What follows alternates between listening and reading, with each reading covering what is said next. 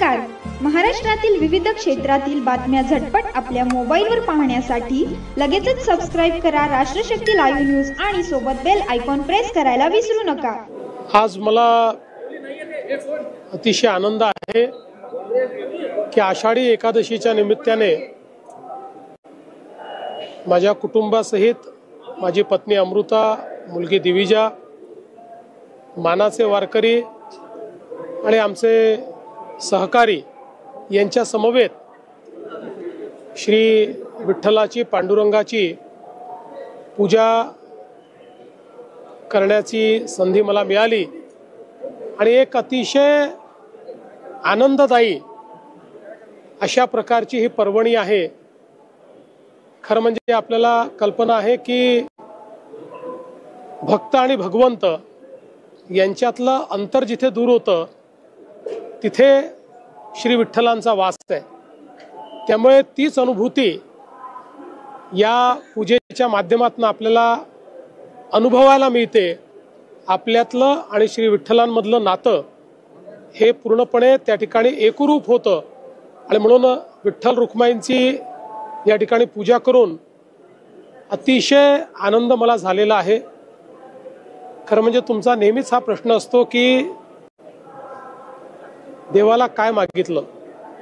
तसं तर देवाला काही मागावंच लागत नाही, कारण देवाला आपल्या मनातलं सगळं माहिती असतं. पण तरी देखील भक्तांना राहवत नाही, त्यामुळे आपण देवाच्या घरात गेलं तर काहीतरी मागत असतो.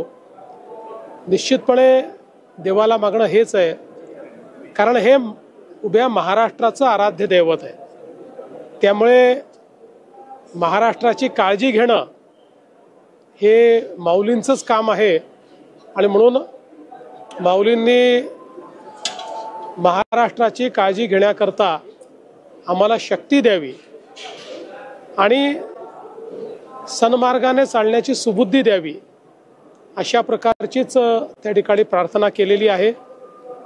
आणि माऊली ही खरं म्हणजे आमच्या बळीराजाला शक्ती देणारी अशा प्रकारची देवता आहे आणि म्हणून आमच्या बळीराजाला यावर्षी चांगलं पीक व्हावं, त्याच्या जीवनात आनंदाचे 4 क्षण यावेत, अशा प्रकारची प्रार्थना देखील माऊलीच्या चरणी केली.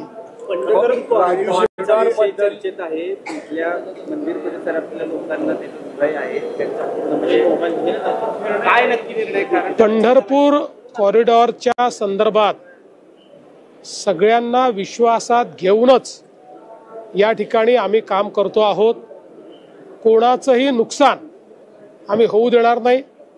तो दुकानदार असो, तो घर मालक असो, तो सामान्य माणूस असो, कोणाचंही नुकसान न करता सगळ्यांचं योग्य पुनर्वसन करून या ठिकाणी हा कॉरिडॉर आपण तयार करणार आहोत. त्या संदर्भात जिल्हाधिकाऱ्यांनी एक मोठं कन्सल्टेशन केलेलं आहे, चर्चा केलेली आहे. अनेक लोकांची चर्चा करून त्यांच्या शंका देखील दूर केल्या आहेत.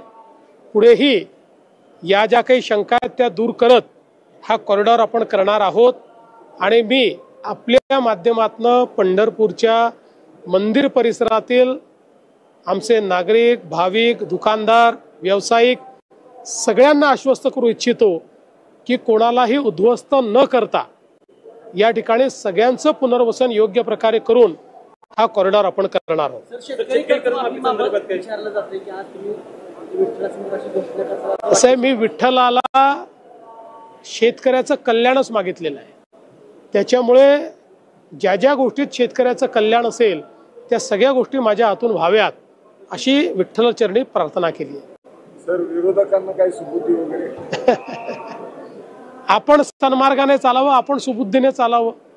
आपण सुबुद्धीने चाललो तर दुसऱ्यांना सुबुद्धी येईलच आणि ज्यांना दुर्बुद्धी येते त्यांची काय अवस्था होते तुम्ही बघितलंच आहे. ज्या पद्धतीच्या काल टीका झाल्या मेळाव्यामध्ये, जाऊ द्या, आज आनंदाचा दिवस आहे.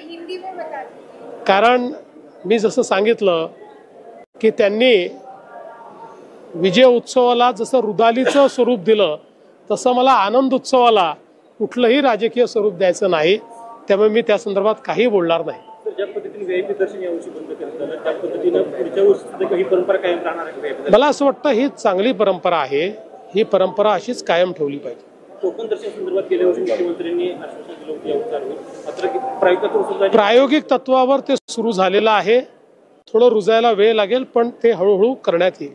सर, ज्या पद्धतीने आता मंत्री वगैरे यावेळेला खूप सुधारणा केल्या, म्हणजे पहिल्यांदाच असं घडलं, पाण्याची एवढी वाईट अवस्था होती, पूर येईल असं वाटत होतं, नियोजन सगळं चांगलं झालेलं आहे. हे सगळं करताना हे असंच पुढे चालू राहावं याच्यासाठी मला असं वाटतं की प्रत्येक वर्षी आधीपेक्षा चांगलं करण्याचा प्रयत्न आपण करतो.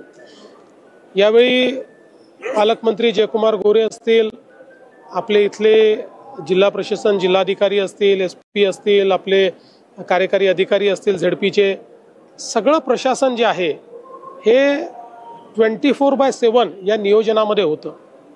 आपण जर पोलिसांची कमांड अँड कंट्रोल सिस्टीम बघितली असेल तर अत्यंत आधुनिक अशा प्रकारची कमांड अँड कंट्रोल सिस्टीम आहे की ज्यात ड्रोनच्या माध्यमातून ॲक्च्युअल काउंट म्हणजे किती या ठिकाणी आले तेवढा हेड काउंट देखील आपल्याला प्राप्त होतोय. AI चा उपयोग चाललेला आहे.